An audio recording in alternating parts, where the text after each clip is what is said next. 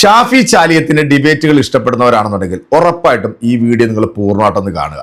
സാധാരണ നമ്മൾ ഈ ചലം നമ്പ്യാരുടെ ചാനലിനകത്തും ഈ ന്യൂസ് 80 ഇങ്ങനെയുള്ള ചില ചാനലുകളുണ്ടല്ലോ, ഇതിനകത്ത് ഏറ്റവും കൂടുതൽ ചർച്ചയ്ക്ക് പങ്കെടുക്കുന്നത് തലയ്ക്ക് ബോധമില്ലാത്ത, ലശേഷം വിവരം അടുത്തൂടെ പോലും പോയിട്ടില്ലാത്ത ചില ചാണക പൊട്ടന്മാരാണ് ഈ ഒരു ഡിബേറ്റിനകത്ത് വരാറുള്ളത്.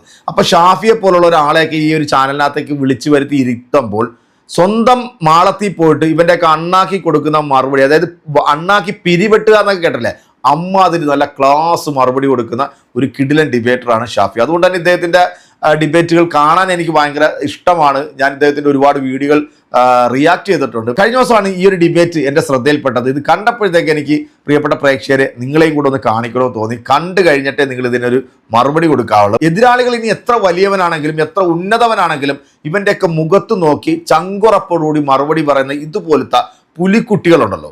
1000 സംഖ്യകൾക്ക് ഒരൊറ്റ ഷാഫി, അത് മതി, കൂടുതലൊന്നും വേണ്ട.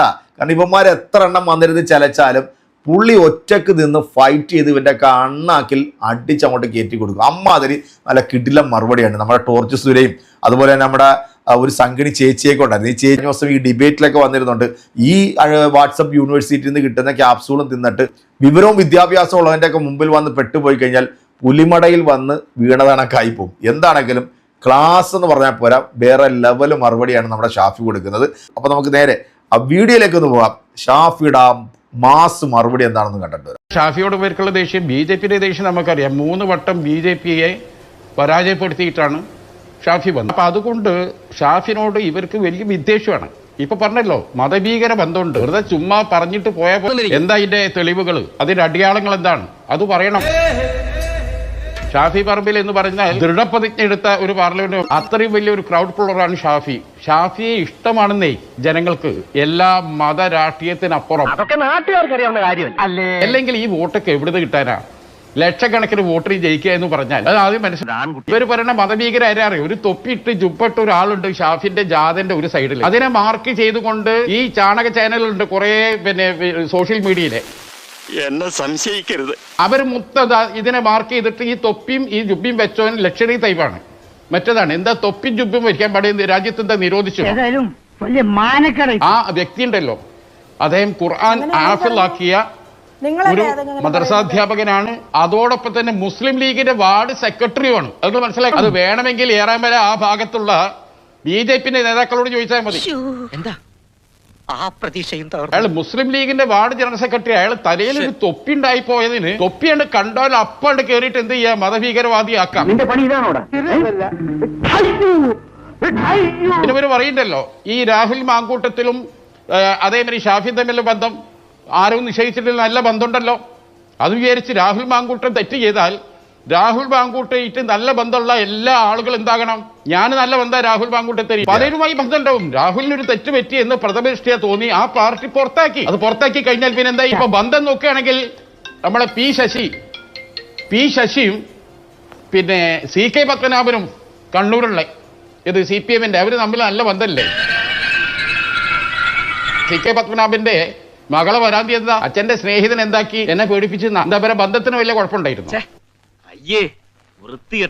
അപ്പോ അതിന് അച്ഛനായ പിന്നെ CK പത്മനാഭന് നമ്മൾ എന്ത് ചെയ്യണം? ആ CK പത്മനാഭന്റെ സ്ഥാനത്ത് ആര് നിൽക്കണേ? ഷാഫി നിൽക്കണത്. അത് നിങ്ങൾ മനസ്സിലാക്കണം. ഷാഫി വളർത്തിക്കൊണ്ടുവന്ന ആളൊക്കെ തന്നെയാണ്. ഞാൻ പറഞ്ഞത് ഷാഫി തെരഞ്ഞെടുക്കപ്പെട്ട ഒരു ജനപ്രതിനിധിയാ. ആ മനുഷ്യരെ DYFI തടയാൻ തീരുമാനിച്ചിട്ടില്ല എന്ന് പറഞ്ഞു. എങ്കിൽ ഏത് വഴിപോക്കികളാണ് ആ 15 എണ്ണത്തിന് ഇന്ന് പോലീസ് സ്റ്റേഷനിൽ കയറി ജാമ്യം എടുത്തല്ലോ? അവർ പേരും ലിസ്റ്റ് നോക്കി അവരാദ്യം പോയിട്ട് CPM പുറത്താക്കണം മിസ്റ്റർ, എന്നിട്ട് വന്നിട്ട് ഇമ്മാരി വർത്താനം പറ. DYFI തീരുമാനിച്ചിട്ടില്ല. DYFI തീരുമാനിച്ചിട്ടില്ലെങ്കിൽ ആരോട് ചോദിച്ചിട്ട് തടഞ്ഞു? ഒരു ജനപ്രതിനിധി. അങ്ങനെ ഷാഫിനെ തടഞ്ഞുകൊണ്ട് നിങ്ങൾ മാത്രം ഇവിടെ വിലസിയാകട്ടെ നടക്കണ്ട. ഇത് ഇത്രയും വലിയ കുരിശാവുന്ന ഞാൻ ഓർത്തു. ഒരു കമ്മ്യൂണിസ്റ്റുകാരന്റെ പ്രഭാഷണത്തിന് അടി കൊള്ളുന്നത് മുഴുവനും ഇസ്ലാമും മുസ്ലിങ്ങളാണ്. എന്തൊരു കഷ്ടമാണ് നിങ്ങൾ ആലോചിക്കുന്നത്. ഞാൻ കുഞ്ഞിക്കണ്ണൻ സഖാവ് അങ്ങ് വളരെ വികാരപരമായി സംസാരിച്ചു. അങ്ങയുടെ വികാരം ഞാൻ മനസ്സിലാക്കുന്നു. പക്ഷേ ഞാൻ ഉപയോഗിച്ച വിട്ടുവീഴ്ച എന്ന് പറഞ്ഞാൽ സംഘികളെടുത്തു പോയി മാപ്പ് പറയണമെന്ന് ഞാൻ പറഞ്ഞിട്ടില്ല. വിട്ടുവീഴ്ച ചെയ്യണം. ആർക്ക് വേണ്ടി വിട്ടുവീഴ്ച ചെയ്യണം? ആർക്ക് വേണ്ടി? ഈ സ്റ്റേറ്റിന് വേണ്ടി, ഇവിടുത്തെ മത നിരപേക്ഷത നിലനിൽക്കാൻ വേണ്ടി. നിങ്ങൾക്കറിയാം, ഇപ്പോൾ ഇൻസ്റ്റാഗ്രാം നിങ്ങളായിട്ട് നോക്കാറുണ്ടോ? നമ്മുടെ പുതിയ ജനറേഷൻ ആകെ ദേഷ്യം പിടിച്ചിരിക്കുക. കഴിഞ്ഞ 10 ദിവസം ഈ TV തുറന്നാൽ ഈ RV ബാബുവിൻ്റെയും ഈ സുരേഷ്മാരുടെയും ഒക്കെ അട്ടഹാസമാണ്, വർഗീയതയാണ് കേൾക്കുന്നത്. ജയരാജന്മാരുടെ കൊലവിളിയും ചോരമണക്കുന്ന പ്രസംഗങ്ങളാണ് കേൾക്കുന്നത്. നമ്മളെ പുതിയ കുട്ടികൾക്ക് ഇതൊന്നും തീരെ ഇഷ്ടമല്ല. നാട് വിട്ടു പോവുക എന്ന രീതിയിൽ എത്ര പോസ്റ്റുകൾ എന്ന് വന്നതറിയോ? നമ്മുടെ നാടിന് വേണ്ടി വിട്ടുവീഴ്ച ചെയ്യണം. ഞങ്ങൾ വിട്ടുവീഴ്ച ചെയ്തിട്ടില്ലേ? കുഞ്ഞിക്കണ്ണ സഖാവിൻ്റെ കോഴിക്കോട് ജില്ലാ CPM അവരുടെ ഒരു പ്രമേയമായിരുന്നു 6-ാം നൂറ്റാണ്ടിലെ ഇരുണ്ട കാലഘട്ടം എന്ന് ഇസ്ലാമിനെ വിശേഷിപ്പിച്ചു. ഞങ്ങളാര് തെരുവിലാണ്. ഹിന്ദു ഐക്യവേദി സമ്മേളനം തൃശ്ശൂരുണ്ടായി.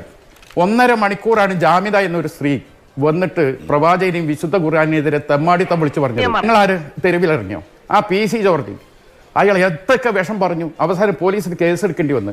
അയാൾ അറസ്റ്റ് ചെയ്യാൻ പോകുമ്പോൾ വല്ല കാളപൂട്ട് മത്സരത്തിൽ ജയിച്ച ആളെ പോലെയല്ലേ BJP-ക്കാരും സ്വീകരണം കൊടുത്തത്. കോഴിക്കോട്ടെ ഒരു വിദ്വാനുണ്ട്, എന്താ അദ്ദേഹം ഗുരുമൂർത്തി എന്നാണ് പേര്. ക്രിസ്ത്യാനികളുടെ ഏറ്റവും പ്രധാനപ്പെട്ട ഒരു പുണ്യാളനെതിരെ പരമചറ്റ എന്ന് വിളിച്ച വീഡിയോ യൂട്യൂബിൽ നിലനിൽക്കുന്നുണ്ട്. ഇതിലൊന്നും ഇവർക്ക് ആർക്കും പ്രതിഷേധമില്ല. ഇവരെ കുറിച്ച് ഈ നമ്മുടെ R Hari, J Nandakumar, TG Mohandas അവരൊക്കെ ഇത് ലേഖനം മലയാളികൾ വായിച്ചതാ. അവരൊക്കെ RSSന്റെ ഭൗതിക ദൈക്ഷണിക മേഖലയിലുള്ളവരാ. എന്താ പറഞ്ഞത് ശരി? എന്തിനേറെ കുരുക്ഷേത്ര പ്രസിദ്ധീകരിച്ച മാറ്റുവിൻ ചട്ടങ്ങളെ എന്ന R ഹരിയുടെ പുസ്തകം ഈ സുരേഷ് വായിച്ചിട്ടുണ്ടോ? അതിലെന്താ പറഞ്ഞത്? സ്ത്രീകളെ കയറ്റണം. R ഹരി എന്ന മനുഷ്യൻ അതിന്റെ ഹോണറി വാങ്ങിക്കൊണ്ടേക്കുക. ഇപ്പോഴും ലൈവായിട്ട് ഒരു ഭാഗത്ത് നടന്നുകൊണ്ടിരിക്കുക. ഇതിനൊക്കെ ഈ അപരമത വിദ്വേഷം തള്ളി പറയാൻ ഇവരാരെ തയ്യാറുണ്ടോ? ഈ സുരേഷോ കൂട്ടരോ? BJP ഇത് വിടൂല. കാരണം അവർക്ക് എന്താണ് അവരാവശ്യം എല്ലാവർക്കും അറിയല്ലോ. അതുകൊണ്ട് അവരോട് മാപ്പ് പറയണമെന്ന് ഞാൻ പറഞ്ഞിട്ട് ഇവിടുത്തെ വിശ്വാസ സമൂഹത്തോട് പറയാം, ഞാൻ ഒരിക്കലും ഞാൻ ഇങ്ങനെ ഉദ്ദേശിച്ചിട്ടില്ല, ഞാൻ ഇങ്ങനെ ചെയ്തിട്ടില്ല. ആർക്കെങ്കിലും അങ്ങനെ മനസ്സാവാച തോന്നുന്നുണ്ടെങ്കിൽ അത്തരക്കാരായ നല്ല വിശ്വാസികളോട് ഞാൻ മാപ്പ് പറയുന്നു എന്നൊരു വാക്ക് പറഞ്ഞാൽ അങ്ങനെ പറയരുത്. പിന്നെ എങ്ങനെ പറയണം? അത് തീർച്ചയായിട്ടും നമ്മുടെ സ്പീക്കറുടെ ഒരു മഹത്തായ മനസ്സ്. അദ്ദേഹം വലിയവനാകും. നമ്മുടെ നാട്ടിൽ അദ്ദേഹത്തിന് നാടിന് വേണ്ടിയാണ്, വേറെ ആർക്ക് വേണ്ടി? ഈ ഉണക്ക സംഖ്യകൾക്ക് വേണ്ടി പറയണമെന്ന് ഞാൻ ഒരിക്കലും പറഞ്ഞിട്ടില്ല. നമ്മുടെ നാടിന്റെ മരവേഷം നിലനിർത്താൻ വേണ്ടി ഈ ബഹളം ഇവിടെ നിർത്തണം. അതിനു വേണ്ടി മാത്രമാണ് ഞാൻ ഈ പറയുന്നത്. അല്ലാതെ ഞാൻ ഇവരെ പോയി സറണ്ടർ ആകണമെന്ന് ഞാൻ പറഞ്ഞു.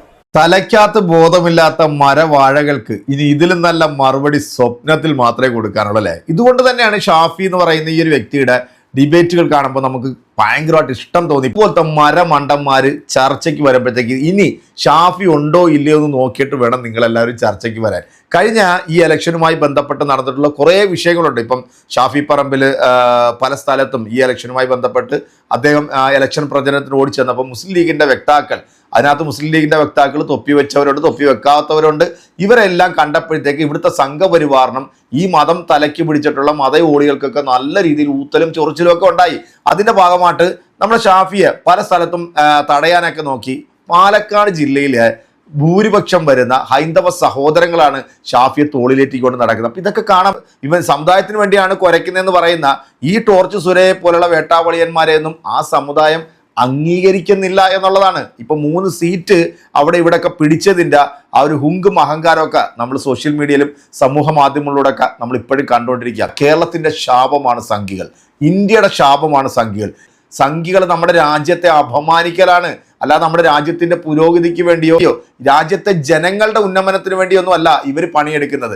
ഇവർ ഈ ഉന്നത കുലയും തൂക്കിയിട്ടുകൊണ്ട് നടക്കുന്ന വേട്ടാവളിയന്മാരെ മാത്രം സംരക്ഷിക്കാനും ഇവിടുത്തെ കോർപ്പറേറ്റുകളെയൊക്കെ സംരക്ഷിക്കാൻ വേണ്ടിയാണ് ഈ ചാണകോളികൾ നടക്കുന്നത്. ഷാഫിക്ക് എൻ്റെ ഒരു ബിഗ് സല്യൂട്ട്. ഇങ്ങനെ വേണം മറുപടി കൊടുക്കാൻ. അപ്പോൾ ഈ ഒരു വീഡിയോ നിങ്ങൾക്ക് ഇഷ്ടപ്പെട്ടിട്ടുണ്ടെന്നുണ്ടെങ്കിൽ നിങ്ങളുടെ കമൻറ്റും ലൈക്കും എല്ലാം ഇന്ന് നമ്മുടെ ഷാഫിക്ക് കൊടുക്കുക. അടുത്തൊരു വീഡിയോയിൽ നമ്മൾ വീണ്ടും കാണും. അതുവരെ എല്ലാവർക്കും ബൈ.